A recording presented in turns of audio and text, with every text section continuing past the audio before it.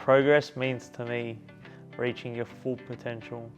You're starting from a spot, and it's the pathways that you take and you navigate. That accessibility is thought about. Always looking at what we can do better. There's always something that we could be doing to improve.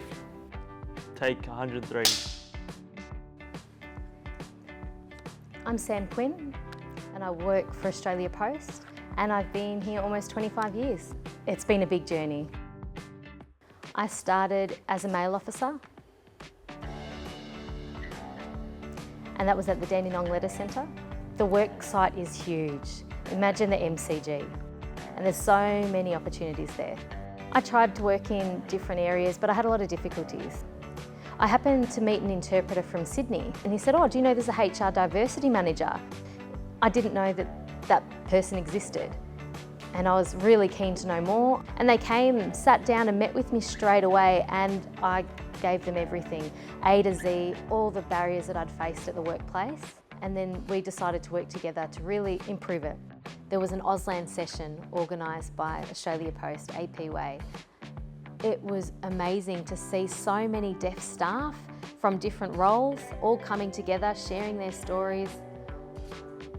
It was really inspiring to see that.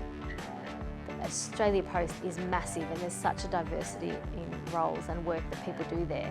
The idea of having deaf people together in their language, sharing stories in Auslan and their experiences. If somebody has a barrier, then maybe another person knows a way to get around it.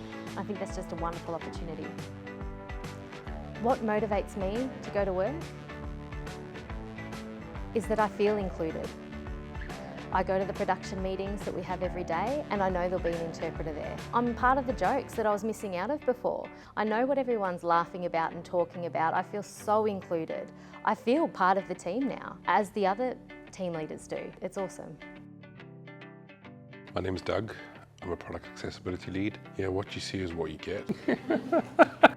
Started at Australia Post about 8 years ago, and I was a product designer. And then a couple of years ago, I had an existential crisis, and I kind of felt like I didn't want to just build another parcel sending application. I really wanted to do something more meaningful. We have this Genius bar. If you have any kind of accessibility issue or some code or some content or whatever that you're not sure about, you can book a meeting, and then we'll be online and we can help you get through that accessibility issue.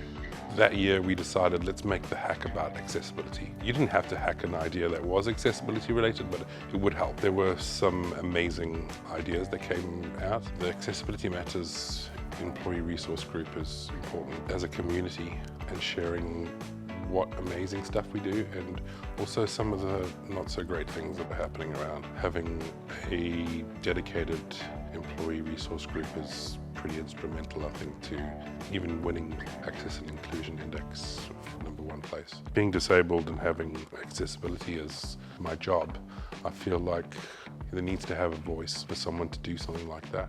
Something that I've loved a lot about my role is ensuring that everyone across the business feels confident and comfortable in hiring their new team member, whether they have disability or not. It shouldn't matter. For me, the roadblock has been making sure that people understand that people with disability are navigating their whole lives with that disability. It's not just something that presents itself at work. I've seen it firsthand that the work that I'm doing can have a positive impact on someone's life and can mean the difference between them getting a job or not getting a job. We know how important meaningful employment is to everyone, and without my role and the work of the diversity team, that person might not have been afforded that opportunity. My name is Anthony Moufarrege. I live with mild cerebral palsy and mild dystonia. I am an inclusion coordinator at Australia Post. I am a 24-year-old that loves seeing the world. Love seeing what's out there. Love hearing people's stories. 4 days after my last HSC exam, I started. I was originally an operations clerk. I used to work in a facility. That was the best decision I've ever made, going straight into the workforce and working at Australia Post. My role is helping individuals with a disability get the adjustments they need to succeed. My first manager, who gave me this opportunity and who gave me workplace adjustments, had left the organisation. I then had to have the conversation about my disability again and how that affects my work and what I need. Ultimately, that's not a conversation that individuals with disability would like to have. And obviously now with the passport, that doesn't have to happen. People can just explain their disability once and then that's it. They never have to have those difficult conversations ever again. Ultimately making an accessible workplace for all. Ultimately, I want them to thrive and succeed and maybe have the same career progression I have. What stops someone with a disability being the CEO of our organisation? I can't tie my shoelace, but I've adapted. It's probably around my 4th birthday. You can tell that I am wearing a Batman t-shirt and my mum's wearing a superhero mask. This is very important to me because it's the metaphor that my mum is my superhero in my life. We've done everything together. We've gone to countless of doctor's appointments. Hearing bad news, hearing the possibility that my disability would get worse. So my mum's the real superhero in this story. That's good. That was perfect.